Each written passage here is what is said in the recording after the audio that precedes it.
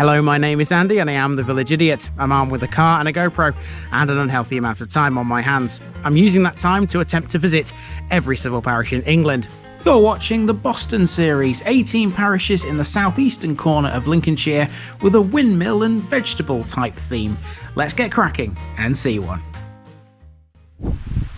Hello people, welcome to a brand new series here in Lincolnshire. We're in the only district I've not yet touched, and that is Boston. There's only 18 out here in Boston, so it shouldn't take me all that long to do. Although these first 5 are going to be sponsored by the weather, because as you can probably tell all around me, it's absolutely lobbing it down here, which is going to make this fun. Luckily for me though, these 5 have got a lot of areas that I'm going to need to drive through rather than walk around, so I might be able to avoid most of the weather. We're beginning here at what looks like a field with some cows in it, but that has got a bit of history that needs to be spoken about. Welcome to the parish of Wrangle.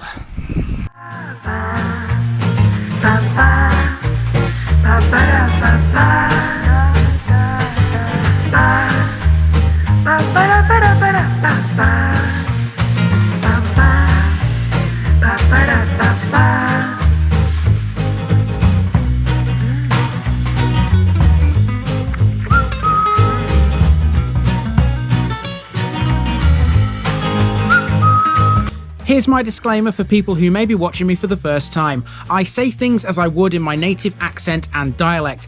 As a result, I may not pronounce things in the same way as the locals do. Remember, I'm a visitor. It's impossible to know everything.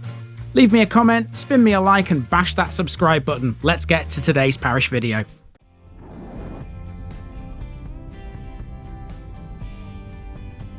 Wrangle, Crooked Stream. Hello Boston, it's been a while in coming, but we are finally in the final district in Lincolnshire that TVI has yet to touch, and we're starting Boston off with a belter. In the northeastern corner of this flat fenland, bounded by the saltmarshes, the North Sea and the Wash, is a small village by the name of Wrangle. That's a moniker sure to conjure up a few images. I guess some of you are now thinking about snakes and others more along the lines of jeans. Wrangle has nothing to do with either. It literally means crooked place or crooked stream, although it's not exactly clear which one is right. In any event, like most places in and around Boston, Wrangle has plenty of arable fields, used mainly for the growing of vegetables. They're to be found on either side of the A52, which slices its way through the village on its way between Boston and Skegness. Whilst a lot of Wrangle is laid out along that road, the core of the village is set back, containing as it does one of the grandest churches we've ever seen in Lincolnshire and a pub called the Angel Inn. There's also a village hall there too. Wrangle Parish extends much further to the north and south. In the north are the scheduled remains of an ancient castle, whilst to the south are 2 old windmills and Wrangle Hall. As series openers go, this one really does have it all. Let's go.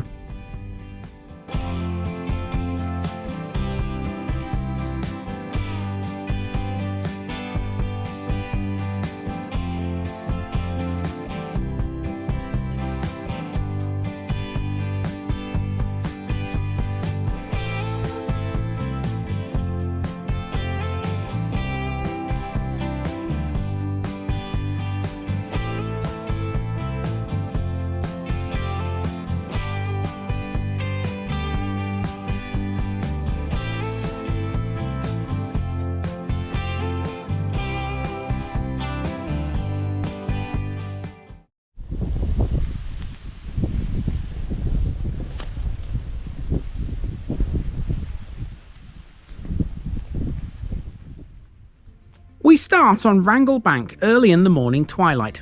Although it's not bright and sunny, it doesn't necessarily need to be here because you'd still be seeing the same thing. In front of us is an ancient castle mound. A castle in the Lincolnshire Fens is unusual because at one time this would have been a marsh. Little is known about Wrangle Castle, but it was definitely important and quite large. Still surrounded by its moat, it was associated with a manorial estate established during the 11th or 12th century. In the early 17th century, it passed to King James I, hence why it's known by the locals as King's Hill. Wrangle Castle's remains are a good way from the village. In fact, in these northern reaches of the parish, everything is. It's intriguing as to why the castle was even built, because in the Domesday Book, Wrangle was recorded as being one of the smallest places in the county. Whilst the main village has grown, these outlying areas have remained rural. As we journey through Boston, a lot of time will be spent driving on roads like these, narrow, often twisty lanes which have a handful of houses, scattered farm buildings, and no real nucleation. You do find, however, that within this sea of arable land, vastly fertile and good for the growing of crops, there are some notable features and some important businesses. Wrangle Bank runs into Wrangle Common, where there is one such business, T&B Containers. For over 50 years, they've been handling fresh produce grown in the fields around here, using corrugated cardboard packaging. We'll mention them again later when we get to the recreation ground.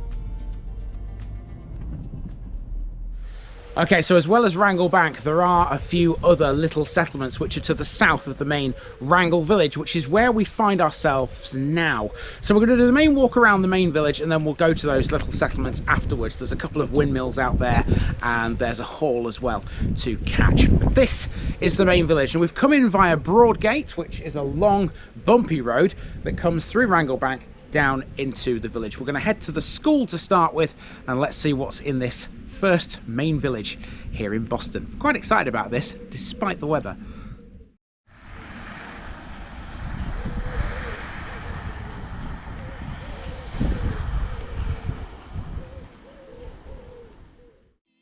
We begin our main walk on the A52 at Wrangle Primary School. These buildings date back to the 19th century. The main two-storey red brick main one with a cruciform plan was first seen on OS maps in 1905. These have been significantly altered and expanded since those times, and it's unclear how much of the originals remain.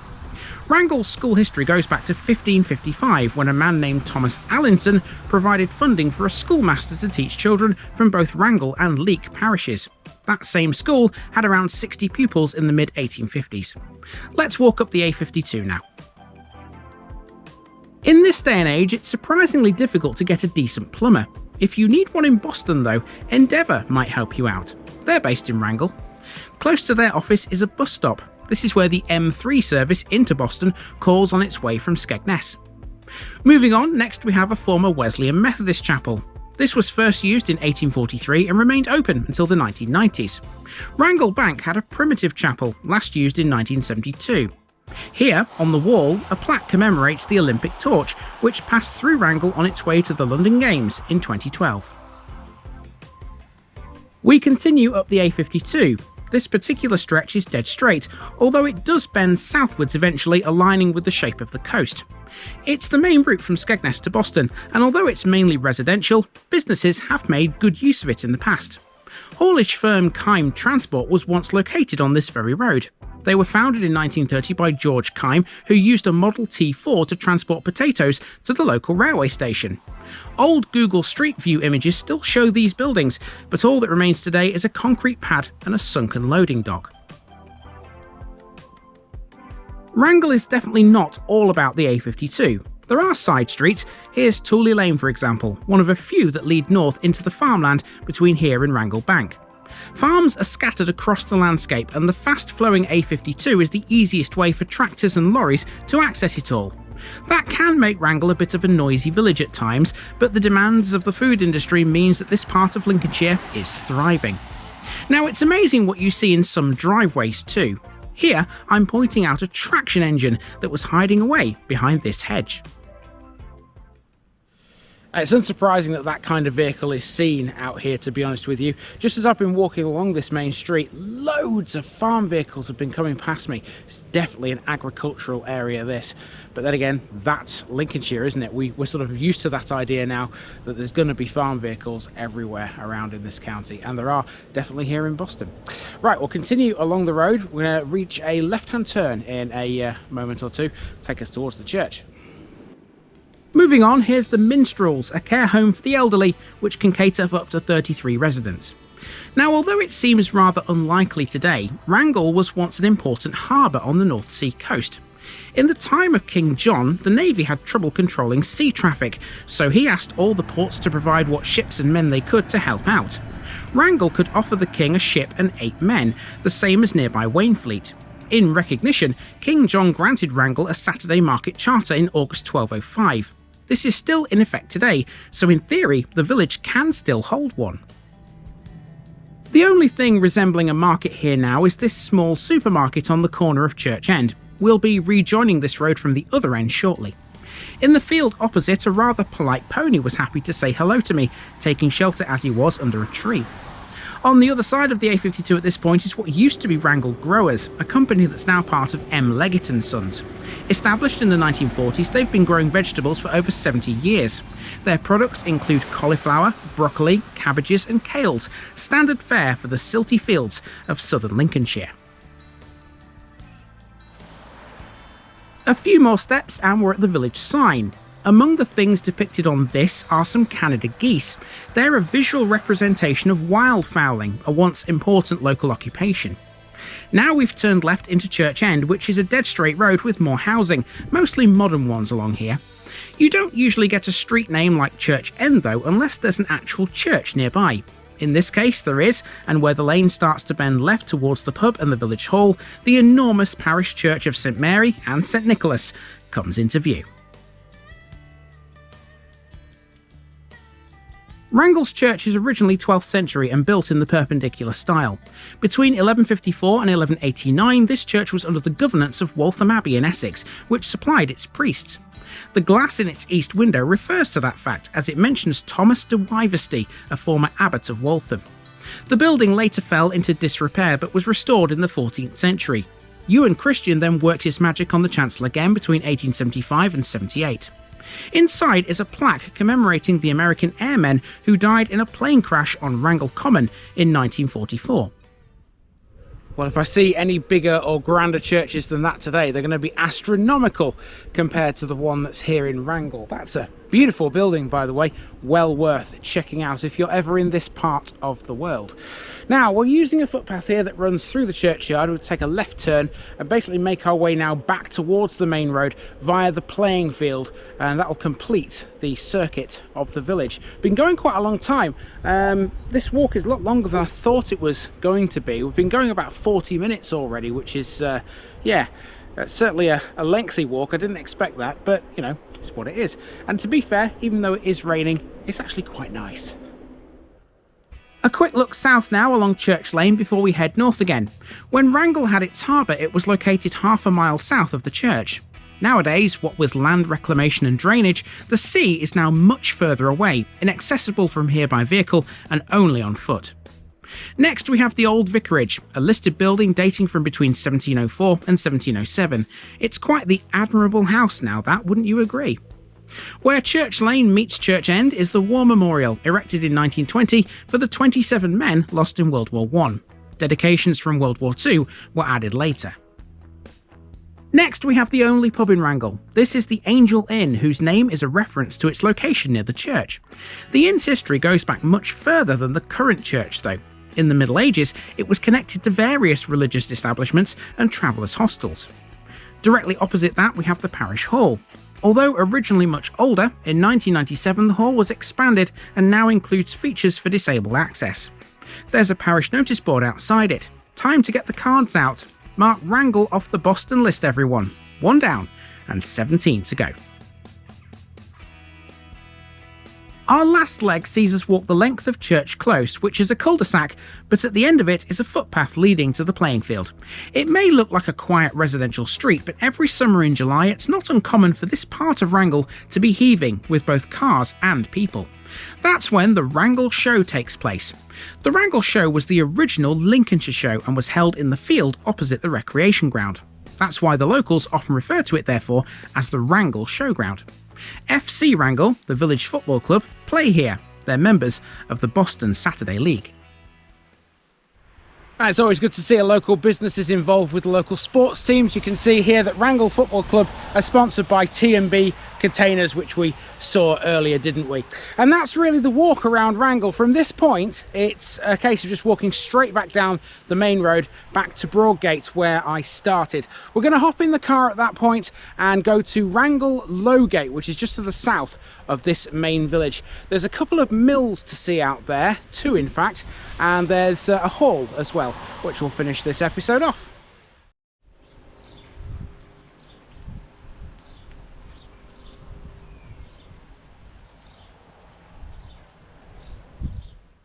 This is Toft Windmill, one of two in Wrangle Lowgate. It was built in 1823 and was first shown on OS maps a year later. Its workings were dismantled in 1922 when it underwent a conversion from wind power into an engine-driven mill. When it was powered by the wind, it had 4 sails.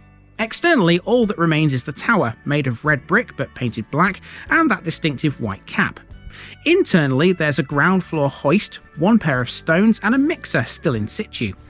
Toft Windmill is now a residential property, and so too is the other former mill, about half a mile to the south. Okay, it's a little harder to park for the second mill, so I'm not going to spend too long here. I'm just going to basically talk to you about this mill right here, and then we're going to move on to the hall. You can see it there. In fact, this one is potentially the one you can see a little bit better as you come down into Wrangle Lowgate. The other one's kind of hidden away, isn't it, behind all those buildings? But there you go, that is the other mill. So let's move on to the hall, and that will finish off this Wrangle episode, the first of the 18 in Boston. The present Wrangle Hall is modern, built on the site of a previous building demolished in 1935. It was the seat of the Reed family, who resided here from the 14th century until the late 17th. Traditionally, there was a chapel here too. It was dedicated to St. Peter, and it was located in the field opposite the hall. And that's it for Wrangle. As I mentioned earlier, most of these villages along the A52 follow a similar sort of pattern. Next time, we'll be in a place with more farmland and a lot of scattered hamlets. We'll also be seeing a huge piece of Victorian infrastructure, vital to life out here in the Fens.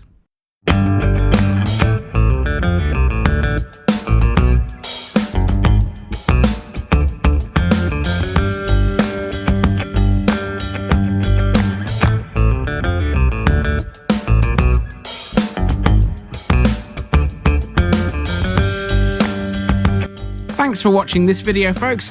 Don't forget to like this episode if you haven't already. It really makes a difference with YouTube. If you're new here, subscribe to the channel for more videos like this, and give us a share too if you've got friends who'd like it. You can find all the links to my social media accounts below, as well as my Buy Me a Coffee page where you can donate to the channel. Also, if you've enjoyed this episode, have a look at some more videos in this series. Until next time, I've been Andy, also known as the Village Idiot, and I'm out.